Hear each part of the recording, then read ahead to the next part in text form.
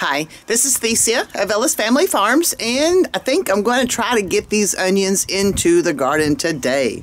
These are 2 batches of yellow onions that I bought when they first came out at the store, and but I couldn't get them into the ground, so I stuck them into this pot in this soil for a little while, and they seem to be doing pretty good. But now I need to get them out into the actual garden and get them separated and get them where they need to be.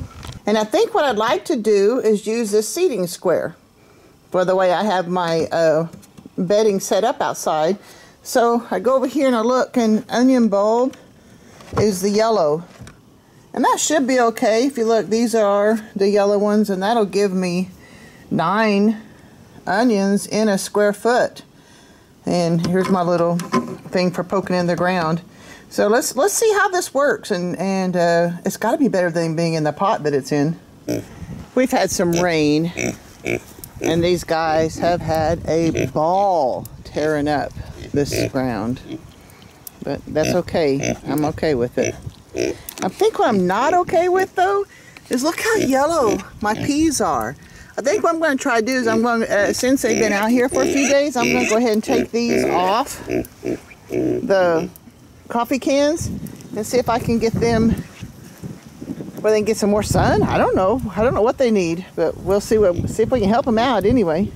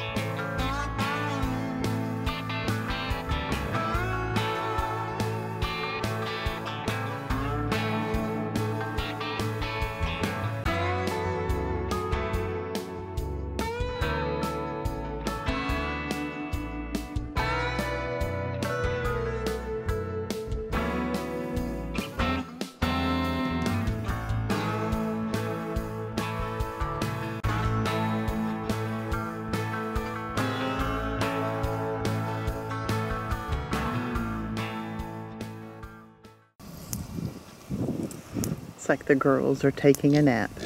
Well, they were. Okay, I'm going to try to do this between gusts of wind. Nope, didn't happen. All right.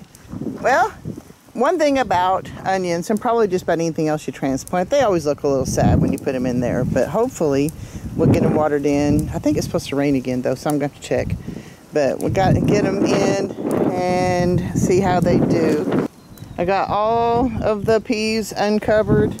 Hopefully they'll start working up the fencing there. We'll just have to see on that too. But I have to admit, this is a relief to at least get these into the ground. I think while I'm out here, I'm going to look around and see if there's any changes that kind of need to be taken care of or to be noted, so I can record them, I guess.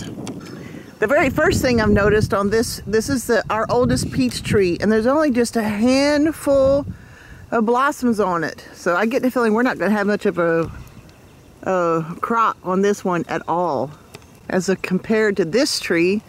See, I still don't know what it is. I think it's a peach tree, but I'm uncertain. It may not be, but look at all the blossoms and very few leaves. It's kind of interesting how they're just completely opposite each other.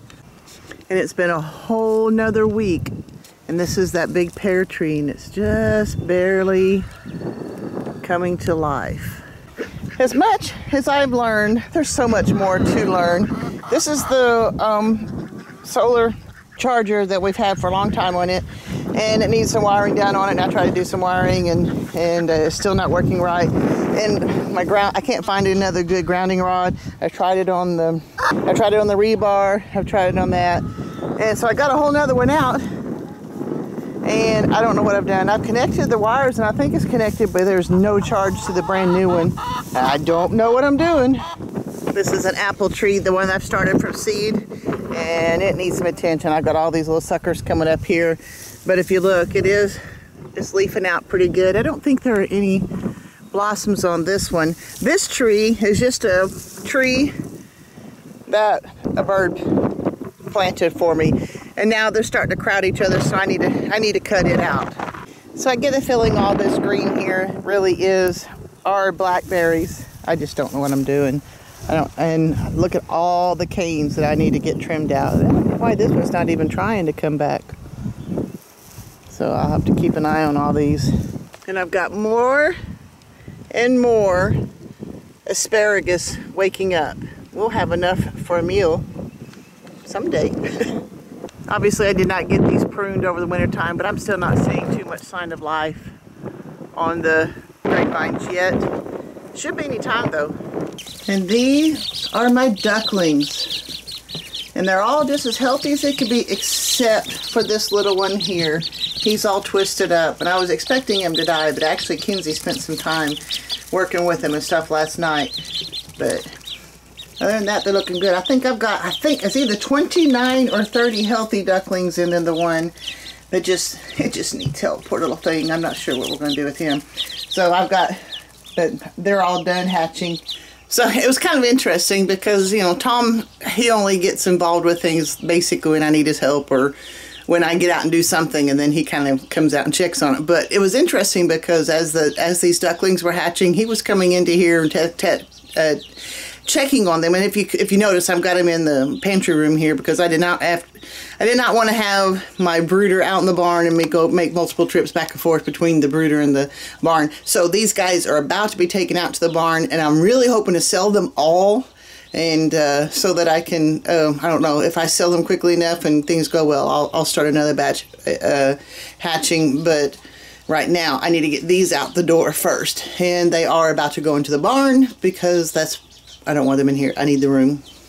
Oh, and I was going to tell you something else too. Kinsey also, like I had mentioned, was interested in the ducklings, in which she's not interested in anything, being 15.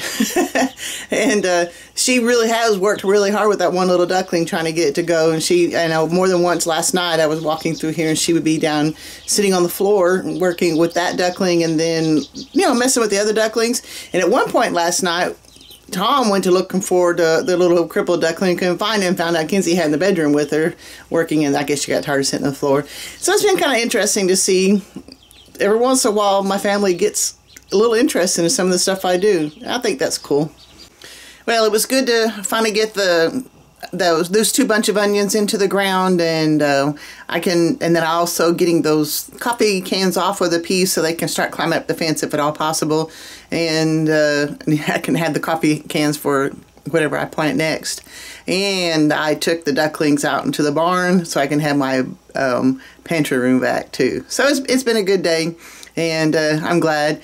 So that's all I got for today. If you like this sort of thing, go ahead and hit like and subscribe, and also hit the notification bell so that you know when I'm going to actually have one out, and share this with someone that you think might get some benefit out of these. I mean, it's not like I'm doing how-to videos or anything, but my purpose here is to show you that even as you age, you can get up and do stuff. Just like I always say, live until you die. Live, guys. God bless. I'll see you next time.